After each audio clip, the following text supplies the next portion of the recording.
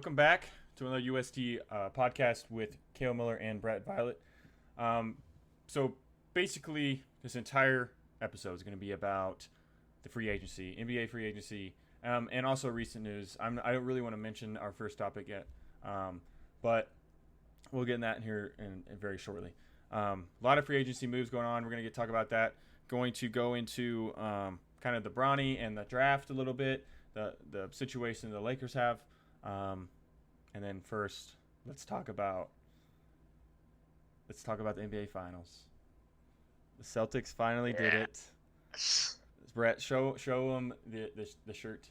Yeah, I haven't. Obviously, it's Brett's favorite team. And I have been,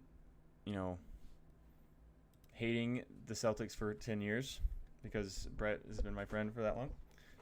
Probably more longer than that. And since I know he liked the Celtics, and this is a tough time for me. Also been hating Jaylen Brown longer than that since he got drafted, and he's the finals MVP. So going right into what's kind of your thoughts of the Celtics finals? And don't do this thing where you go crazy on them. Just what are your thoughts on the finals? I think defensively they game planned really well. Oh, for sure. Obviously, except for the game where they got blown out by 40. Yeah, that was I think that tarnishes the win. I feel like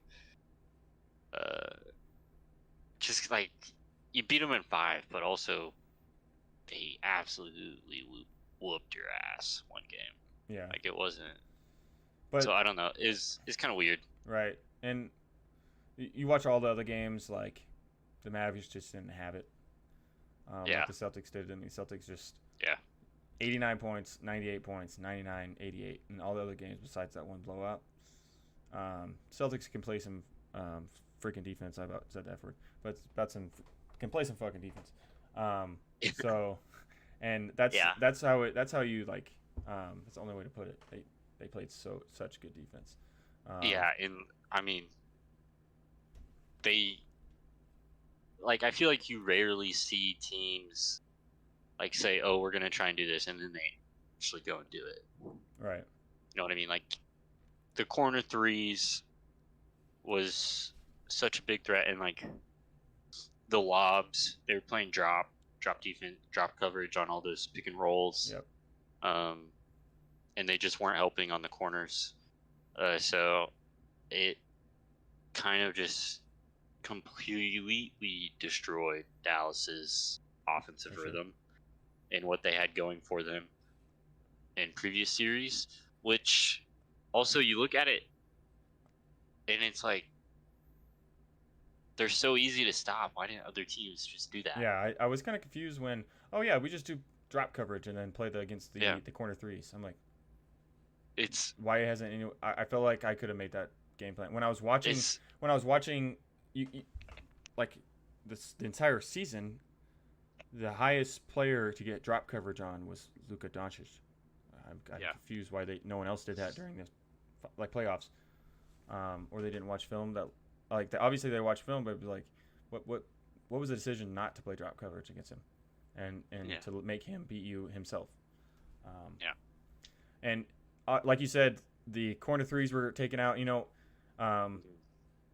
Celtics shot really well from their corner threes, and they shot a lot of threes. So in perspective, let's say it like this. The Celtics shot from the right corner. They shot 16 from 30. So 30 shots from the right, 9 for 28 on the left. A little bit less percentage, obviously. But the Dallas Mavericks, they shot 5 for 11 in the left corner and 6 for 15. So like half the shots, a little bit more than half the shots that that the Celtics had. So they immediately took away that, play drop coverage, and a lot of those points came from the paint. That's why there was a lot of low scoring from the Mavericks, and you'd rather have layups by Luka or floaters by Luka or dunks than wide open threes that I don't understand why people keep giving him. Absolutely. And they shot they shot terribly from the top of the key, like from that area above the corners. and that was a lot because they just played really good on-ball defense after a pick and roll. So they a lot of trailing because of the drop coverage. But Yeah. all right, so going to the next thing, I know that Tatum. I like Tatum. I don't like Jaylen Brown. I like Jaylen Brown. I'm just kidding. But Jaylen Brown got the Finals MVP. Do you believe that he actually deserved it, or do you think that Jason Tatum, obviously from statistic wise, he was the highest leader? But I would like to hear your kind of opinion on that. So I think one of the things you have to consider is consistency, and Jaylen Brown was consistent throughout the whole series. Tatum had like at least 2 bad games. Right. Yeah, for sure. He was also shooting like 20% from beyond the restricted area. It was pretty bad. Which like you just can't. Right. You can't look at that and be like, oh, he deserves the Finals MVP. Yeah, he finished with like the most points, rebounds, assists, and stuff or whatever. Right. But he just wasn't consistent. And I think Jaylen Brown, he was very consistent, and he had a great series on both ends of the floor. Right. He was aggressive offensively and defensively, and I think the defensive side of things is where Jaylen Brown kind of gets that extra push against Jason Tatum. I agree. The only reason I would pick Jaylen Brown over Jason Tatum in this series is because of the defense, like you said. And when you're looking at Jason Tatum stats, I mean, okay, the last game, 31 points, 14% from 3, 1 for 7. But also, I think he had a lot better, more impact, rebounds, assist-wise. Yeah. For sure, assist-wise. Really especially when his shot wasn't falling, he found a way to help the team. 18, 9, and 12 in that second game, in game 2. But when you watch the game, you're like, okay, Jaylen Brown deserves this. He definitely deserved the Finals MVP. It was just different. Like he played his defensive side of the ball and just how he got to the rim. And so I would agree with that. It's not. I don't think obviously I don't think the Finals MVP is based on stats. You kind of just know. Kind of when KD got Finals MVP, and then Andre Iguodala. Yeah. I know that he held LeBron to 38, 8 and 8 or something like that, but his defense to wear him down and to just facilitate the ball and facilitate the Warriors' offense, I think that's the reason why he's Finals MVP, and that was kind of obvious too. So, and in many of those games, he was the X factor, and that's kind of where the Finals MVP comes from. So what's your thought on Tatum trying to force a viral moment after the finals kind of went down, and what was your thoughts on that? Yeah, he's just so corny. He was so corny, man. Like, come on. I mean, like he's respect to Tatum. He's a great player, great person, like good dad and stuff. And I don't know. He just like it was corny and it was unoriginal. Like all the things he was saying. Yeah.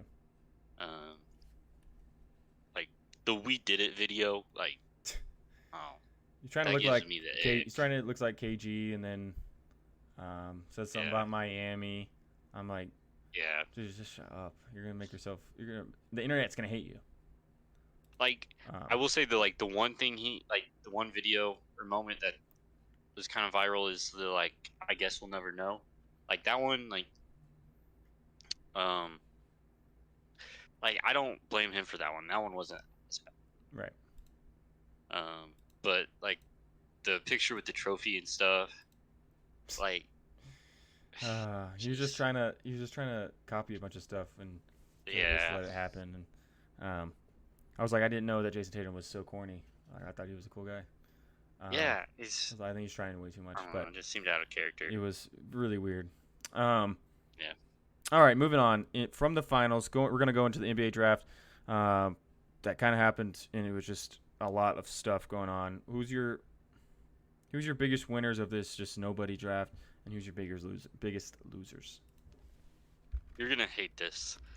Um, Oh God. I think the Celtics got a steal at 30. Okay, I would agree with that. I mean, Baylor Baylor, Skyerman I is like Baylor off. Skyman. I like. Yeah, he's so good. Like, can shoot the ball, can rebound for his side. He's a decent playmaker. I think I think the Celtics got him because I think they were worried Sam Hauser was going to go somewhere else, and they needed somebody who could shoot the Stretch ball. the floor, yeah. So they picked up Baylor Skyerman, which I called it. I knew they were going to do that. Although I would have liked to see them, like, maybe get like a Kyle Filipowski. Yeah. Which I think Kinda what they need. another winner, the Jazz. Getting Kyle Filipowski at 32. Oh yeah, at 32. Insane. That was a great pick. And I mean, compared to like some of the bigs that went in front of him, that's crazy. For sure. I don't know why he dropped so low. I have no idea. Scored well on some wonderkin or something stupid, but yeah. Yeah. And then biggest losers. I mean, I might say the Hawks. I feel like they might have fumbled with the first pick. Yeah, and I don't understand understand Zachary. Shout out to Alex Sarr for making sure he did not go to the Hawks. Yeah. But go ahead.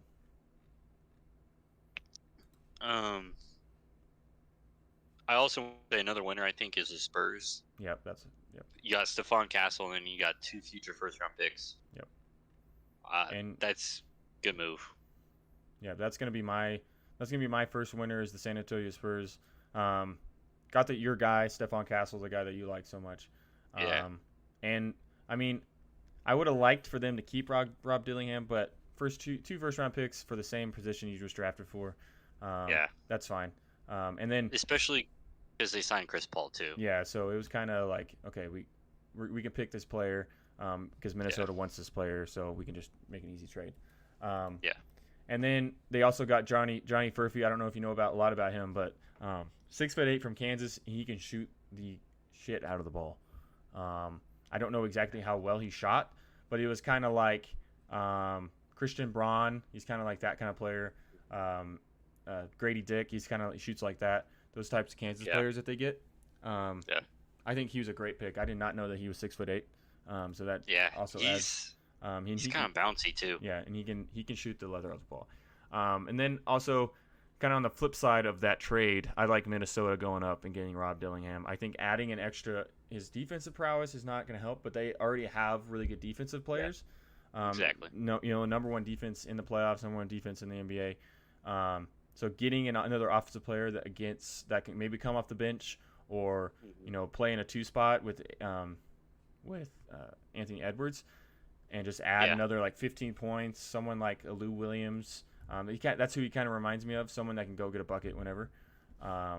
So I think I love that trade up. I was kind of surprised that they would do that, and they even thought about that. But that's another one that I really like. Who else was it? And they also got Minnesota Timberwolves also got Terrence Shannon, the guy that you like. Oh yeah, that's another crazy. forward. From the Illinois. I thought he was in legal trouble, but I guess not anymore. He got acquitted. Okay, good. And just really the second round, I'm going to go – the first round, there's really not a lot to choose from besides later in the round. The second round is where this draft's going to kind of live, is how successful the second round is. And I'm going to have to go with Filipowski again. I just think that he's probably the best second-round pick out of all these people. Or Jamal Sheed. I think Jamal Sheed's a great pick. He's a little smaller, and that sometimes a little older. Yeah, and that sometimes doesn't help to make a roster. But I do kind of like that pick. He plays great defense. So, granted, I will say about Filipowski, the fit doesn't he doesn't really fit with the Jazz. Yeah. Because they already have Walker Kessler. Right. I think they're going to try to move him into a forward position, and when they move Lauri Markkanen, they could just throw him in there. or he kind of come off the bench and kind of help Walker Kessler off the bench, or just have another trade asset if he plays well. But That's true. yeah, I would agree with you. It's kind of weird. I'm kind of curious how they kind of use him in that spot. But my first loser of this draft is oh man, I want to say the Lakers, but they got Dalton Connect in the 17th pick. I mean, that's a great pick. Yeah. But I'm gonna say the Lakers second round. I understand why. Lakers, the LeBron runs that franchise. Yeah. It's whatever. I'm just like, feel like you could have gotten someone that could have actually played on this team, but he's gonna play. He's gonna go to the G League. He's already it's already been announced that he's going to play both. He's going to be a two-way player, so he's going to play most of his time. He's already signed a guaranteed contract to play on the G League, so that's kind of I'm like okay. And then for me, the second one, oh man, all these people are just. I'm gonna say the Charlotte Hornets. I have no idea who the hell that guy is. Tijane Saloon. I've never heard of his name. I don't want to be disrespectful, but I did watch his film, so I do actually know him a little bit because I was like, who is that guy? I don't want to be disrespectful, but he's like 18 years old or 19 years old or something, and he's 6'9", and he kind of reminds me of Wemby. But knowing the Hornets, I just don't think that he's going to pan out like they think. Yeah, he's not going to develop. Sixth pick is, and then my second one, Memphis Grizzlies, taking Zach Edey in the first top 10. I don't. What's your thoughts on that? Because I don't like that at all. But now looking at the pick and roll situation, it could be good, but I think it's just another Taco Fall. I'm not gonna lie. I don't. It's tough to. It's just so tough. I know Jaren Jackson's more of a 4, so they haven't really had.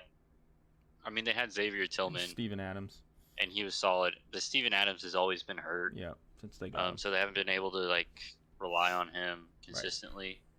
Right. So it makes sense to try and get some size. I don't think.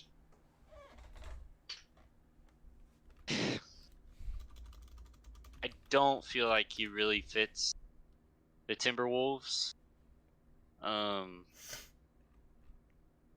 He doesn't really seem like kind of a gritty player that you usually see from Memphis. Yeah. I don't know how well he'll fit in there. I think he'll at least be able to rebound the ball. And he's got the one thing you can't teach, and that's size. Right.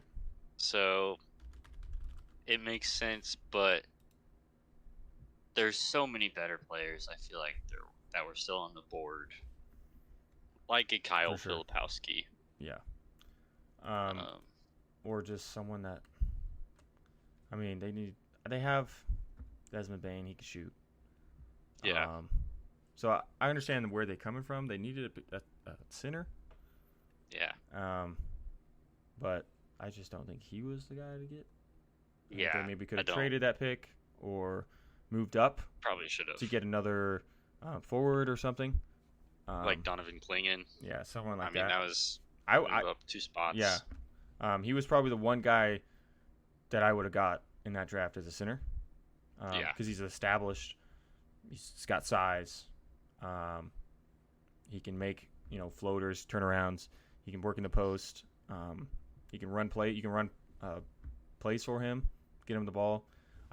That's the only person I would have moved up. But obviously they just didn't want to, or they couldn't get it done. Didn't have enough assets. But Zach Edey is just a weird pick for me. Yeah. I hope he pans out, man. And then, what's your thoughts on the Bronny James situation? I know I kind of mentioned it myself. What I thought of it. What's your thoughts on that kind of on that pick there? I think now that his agent Rich Paul calling people, telling oh, if you draft him, he's just gonna go play in Australia. Who does he think he is? LeBron James' son, man. I mean, pulling that Eli Manning type shit. Like, it's ridiculous. 5 points. And then like I will say, in Bronny's defense, we didn't get like a full season of him at USC, so we don't know, how much better he could have gotten because of his health conditions. But also you're not like he's not that guy. Yeah, very confusing. But I think he'll have a decent career. Once again, the late of the second round, there's not a lot of talent that you pick in that spot. That's true.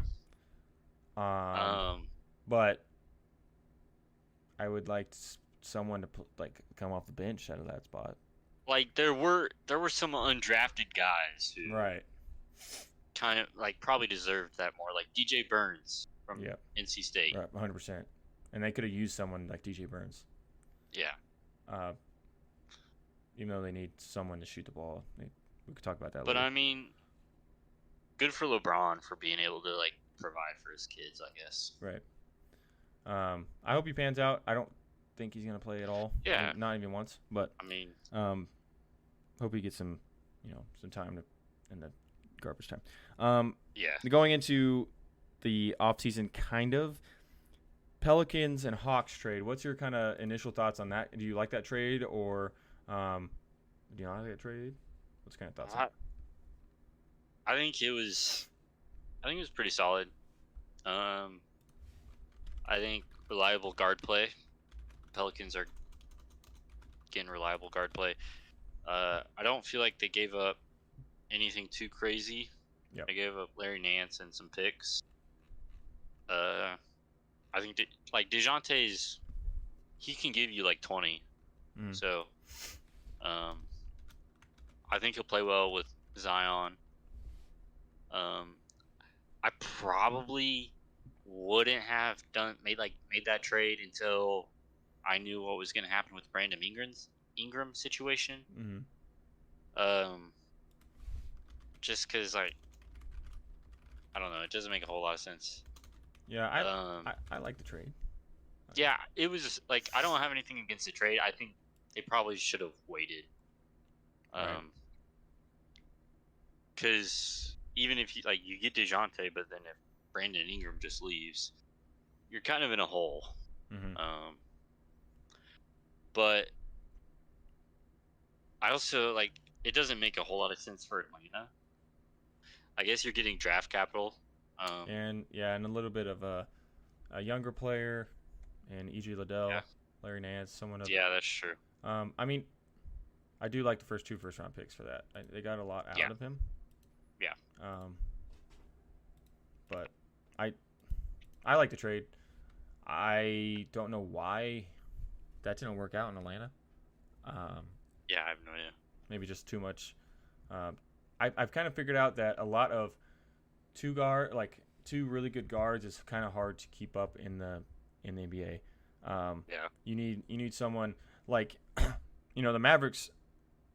Obviously, those Luka and Kyrie are 2 guards, but Luka's 6'8" and he can play in the post and stuff like that. And Kyrie's a little bit older, so he knows how to get off the ball and how to play without it. When you're kind of a young player, I feel like that's when you're having trouble and it doesn't really work out all the time. So I do like this trade. I think that he's going to score a lot of points. I think he's going to score more points than he has and have a lot more assists in that Pelican system with Zion Williamson and maybe Brandon Ingram, ball screens and pick and pops and stuff like that, and maybe guard on guard kind of ball screens and stuff. So I do like the trade for the Pelicans. I'm just kind of worried about. What worries me is I don't know. I don't know why I don't know if he's a bad teammate. I don't want to say anything bad about him because I don't know. Yeah. But it definitely just seems weird that he's a great player. He averages like 23 a game, and he has a career high. He had a career high this year in assists. I think it'll work out. I think they'll be a lot better than they were, but they're going to be able to score a lot of points. I mean, McCollum, Murray, Zion Williamson, Brandon Ingram if he stays. Or he will stay, but because right now he has one more year, but we'll see what they do with that. But Mhm. I think it'll work out. I think it'll be okay. I just kind of worrisome on that kind of trade. But Yeah. so next item, PG to Philly. I know that as a Celtics fan, you kind of hate Philly. But I said something about I think they're gonna go. I said something about what did I say? Uh, you're scared. The Celtics are scared. The Celtics fans are scared now. Um, and I was honestly kidding. I think that big three like that is just never gonna work. And they spent so much money on their big three. Oh my gosh, so much money. It's insane because So much money. you like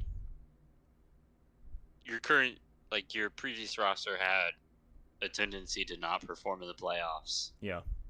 and you think Paul George is the answer I mean, to being he's a being great able to perform in the defensive player, playoffs. and he's also he can score a little bit. He shot the best he shot all his entire career this year, but that's Yeah. because he didn't get the ball as much, so he had to shoot good shots. But because he didn't shoot as much, really, as really what it was. And okay, let's look at these. Paul George, $211 million for 4 years. That's $52 million a year. Tyrese Maxey, 5 years for $203 million for $40 million a year. I don't know how much Joel Embiid is, but it's definitely up there. I can't remember how much it was. He signed really kind of recently. They're just gonna have no bench. That's what I'm kind of scared of. Kind of like the Phoenix, kind of like what Phoenix ran into. Without a bench, you saw it with the Celtics. I mean, that's why they were so good. They just had 9 people that can come in and play. And there's no drop off. So. And another thing that's worries me about the Sixers is injuries. Joel Embiid's not going to be able to play more than 60 games. Paul George does have a history of getting injured. Tyrese Maxey stays really pretty good. healthy. Yeah, he's really good. And he's a great player. I think the Sixers are going to be great during the regular season, but by the time playoffs hit, I think they're kind of done. Right. And especially because one piece they lost in free agency was DeAnthony Melton, and he was like their kind of version of Derek White. Yeah. Did a little bit of everything, shot the ball really well, played great defense on the perimeter. So it's a whole different team. Right. It's gonna be Paul George is a great player too. The 76ers did sign Andre Drummond and re-signed Kelly Oubre, so they're just kind of going all in with these bench players that they're getting. They lost Nicholas Batum. He was on a little bit of money, but it's kind of interesting to see how they kind of. I hope it's not like the Suns. The Suns were just such a letdown. I hope they play well next year. They kind of picked up a little bit of people, but we'll see how the 76ers kind of roll with that signing. And I think in 3 years it'd be just like the Clippers. They'll be like, we probably should have never done that. But going on into the CP3 to the Spurs, I think he's going to have 20 assists a game. What do you think? Yeah, he's going to be like him and Wemby in that pick and roll is going to be dangerous. If he can stay healthy, I actually think he can get 10 assists a game this year. Yeah. Is that crazy? I think he's not going to be shooting the ball nearly as much. Oh, yeah, for sure. But I think 10 assists is a reasonable – if he plays 25 minutes, he plays more than half of the games, he'll have 10 assists a game. And another, he's going to be able to show Stephon Castle and Wemby, how to read a pick and roll. The thing about Chris Paul is he's a pro player. Right. He's just he's a professional. He's going to be able to, give them, put them onto so much game. And he's going to be great for Wemby in terms of, his stats going into this next year. And I got to say, it's going to be nice because you're not going to have to watch Jeremy Sohan not pass the ball to Wemby 14 times a game when he's wide open. So I'd be surprised if there wasn't a huge jump in Wemby's numbers this year. just because of that. For sure. And that's kind of what they were kind of going with that signing. Obviously, Stefan Castle kind of moves the ball. He's a point guard, but putting him in a pick and roll with Chris Paul, just going to elevate his scoring. So if you play NBA free agent or if you play NBA fantasy, definitely get Wemby because he's going to have like 30 points a game, and Chris Paul is going to have at least 10 assists. I promise.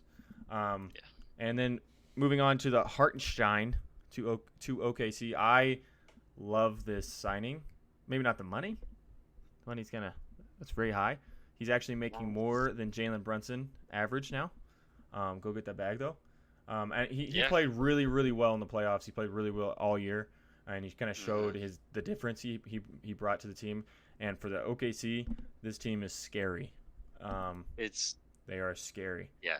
Especially after the Alex Caruso trade, they are defensively one of the best teams in the league. Now, I don't think that's hard to say. I think they're right up there with the Celtics and the Timberwolves. For sure. They're going to run the East, or they're going to run the West, for sure.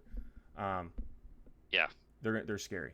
And with Hartenstein, he plays so well on the rim. It's crazy. Yeah, they're going to be. Really, I can't believe they got him. Yeah. Because his decision making, he's able to hit those little floaters in the middle of the paint. When he gets in the paint, he can dish the ball to the corner. Yeah, for sure. And he just his rebounding is crazy. Yep. He moves well for his size too. And that's kind of gonna be a crazy front court. Yeah, that piece adds a lot to that team. A team that was already at that tipping point. I think that's the piece to get him over the top. I really do, because in the NBA, it's not, you don't need a Paul George. You need an Alex Caruso, a Hartenstein, and SGA that can play defense. Those types of players, so you can actually go all the way, just like the Celtics. And you're seeing a lot of teams go the route of through the draft, get two good players, get really good players through the draft that can come off the bench or can add to the team in some way. And that's kind of what the OKC obviously did with all their draft picks and getting SGA. But now let's do the flip side. Let's look at the Knicks, the team he came from. What's your thoughts? Are you scared about the Knicks too now? I like the Knicks. I mean, it's Villanova. The only thing Province about the Knicks, the only thing about the Knicks is they don't have any size anymore. Right. Julius Randle and Mitchell Robinson can't stay healthy. Yep. And it's a lot of wings and guards. Yeah. I do think what they'll probably end up doing, and I'm sure Thibodeau or Tibbs would love this, is just running the ball. Yeah. That's kind of his thing for sure. Yeah. And I think getting Mikal Bridges is a great fit for that, because he's gonna play, 40, 8 minutes a game. For sure. And he's gonna play 82 games. Yep. So I think Mikal Bridges is a great fit for Tibbs. And obviously that team's gonna have a whole lot of chemistry. For sure. And bringing back OG. Mm-hmm. Great 3-and-D guy. Yep. They're definitely gonna be a scary team, and they'll be able to. I think they'll be able to handle the teams with a lot of size. But the rebounding is kind of a question, a worry to me. Yeah. Hartenstein was the soul of the rebounding effort, really, and Josh Hart. But when you lose two players of that caliber that can rebound, that's gonna be hard to cover. But maybe when Mitchell Robinson comes back and Julius Randle, they can kind of get that. I just really dislike Julian Randle, so hopefully that they kind of move on from him and maybe go get another center or something like that. I think those four, three guards that they have, that's going to be, they can go so fast, play great defense. And obviously the rebounding, but I think they're going to make a couple moves if that presents itself during the season. They seem to be kind of going all in, so they're going to do anything they need to do to kind of fix that problem. So going into now, the Warriors announced that they're probably not going to keep Clay. Obviously, we know now that he signed with Dallas. What's your expectations for Dallas? Do you think those corner threes are going to happen more now? Do you think he's going to make a shot, or is he going to go in 10 in an elimination game? What do you think? No, I think that's probably the reason they got him. Exactly. Is he's gonna be hitting like open threes on the offensive end. He's going to be like on the wing or in the corners the entire time. Right. They've kind of upgraded from Tim Hardaway Jr. Except for sure. Clay now is a little less athletic. Yeah. Because of the injuries. And a little bit less defensive minded too. Because of yeah. Injuries. Yeah. That's the only thing that I think worries me about him, like his fit with the team. But offensively, he's gonna get a lot of shots. I think he's one of the greatest shooters of all time. Yep. And I think they're getting him for a decent price. Still, like, I feel like he's a little overpaid for what he's proved, like what he's shown. Yeah. Since being back from the injuries. But he's a really good player. He's just gonna have to shoot the leather off the ball. Yep. That's all he's gonna be there for. I think personally, he will come back to what he was in 22-23 with that 41%. Yeah. Yeah. He'll come back to that. He only shot, like, obviously towards the end of the season he shot terribly. And everyone will say that. But with open shots like Luke is gonna get, I think he should go out there. So. And I mean, he's gonna be a good teammate, and he's gonna provide a lot of like great experience for that young team. Right. Because he's got 4 rings. For sure. And that's kind of who they needed, someone that has went besides Kyrie, that's been there, done that. So I like the pick for Clay, and I think he fits well with just what they needed is that guy to fill Hardaway's shoes, because Hardaway was the third scorer on the team. Yeah, and that's kind of interesting. So when you have Klay Thompson that maybe going to get the same shots as Hardaway, and if he gets his stroke back, it's going to be dangerous. And he still averages 18 points this year. It's not like he's a bum. Yeah. I don't understand why people think he's washed. He's a really good shooter still. So going into LeBron, now we put on here LeBron possibly taking a pay cut to get Klay Thompson, and players like that. That's kind of who he was announced. He was Valanciunas, Klay Thompson, DeMar DeRozan, people like that. Yeah. Now he's signed the max contract. Do you think that the Lakers have any idea who they're going to get next? I mean, I'm kind of confused why he signed a max contract when they needed players still. I don't.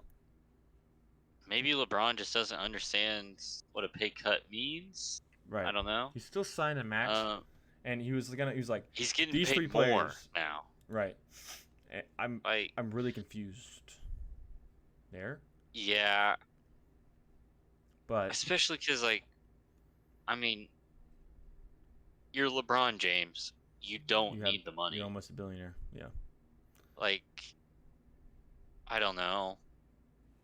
They could definitely be putting that money to way better use. It was James Harden, Klay Thompson, Jonas Valanciunas is he would take a pay cut for, and obviously all those players signed. Which, I mean, maybe that's why. Yeah, and he was just like, no, no one he else. heard all these guys are, right. But still, there's so many other people that are still in the market. I mean, most of those players aren't big, so maybe they already looked to that. But the Lakers are definitely going to have to adjust at the trade deadline, like always. Yep. So, I'm curious to see what they'll do. I don't Or understand maybe, why they kept the same team and they expect a different result. yeah, Um, I don't know. But we need maybe they're happy with Dalton Connect and right. Bronny James. I don't know. They're like, we need shooters, we need perimeter defenders. Let's go get Bronny James and Dalton Connect and don't move anybody or anything. Yeah. That's kind of confusing to me. Like, I'm trying to be like a semi-Lakers fan. Like, I like keeping up with them, and I hope they do good. But, oh my gosh, I'm like, no one wants to go there at all. Yeah. Klay Thompson was like, no, I don't. It's the same bull crap going there. And, like, the whole head coach situation, JJ Redick, I don't know. He did just sign 2 assistants that are probably more qualified than him. Did you see that? I did not. Who are they?